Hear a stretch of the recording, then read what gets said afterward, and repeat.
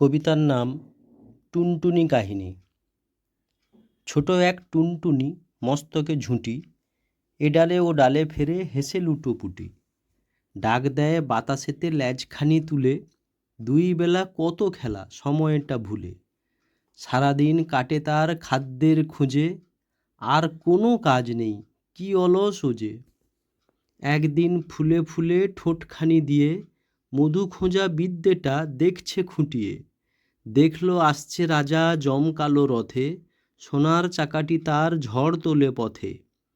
রাজার সেপাই চলে বড় গম্ভীর, তলোয়ার ঢাল হাতে উন্নত শির।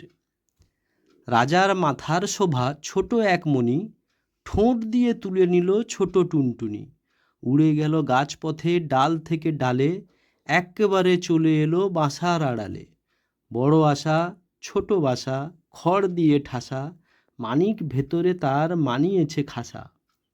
সারা রাত দুই হাত মেলে তার পরে, দেখল স্বপ্ন কত ঘুম নাহি ধরে। সকালে নিদ্রা তার আড়ষ্ট চোখে, করল বন্দি তারে সে রাজার লোকে। নিয়ে গেল বেঁধে তারে রাজ দরবারে, ঢুকলো সে টুনটুনি খাঁচার ভেতরে। সকালে সূর্য ওঠে এক রাস আলো, পৃথিবীকে জিজ্ঞাসে আছো তো হে ভালো।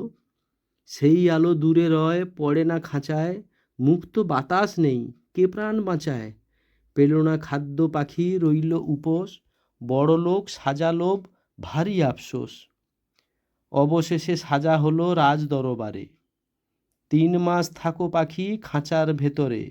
108 বার রোজ বলো সকালে, খুশি হব সৎ পথে যা জোটে কপালে। চুরি করে আনো যত হবেই সে ধ্বংস, পাপ এসে অবশেষে গ্রাস করে বংশ।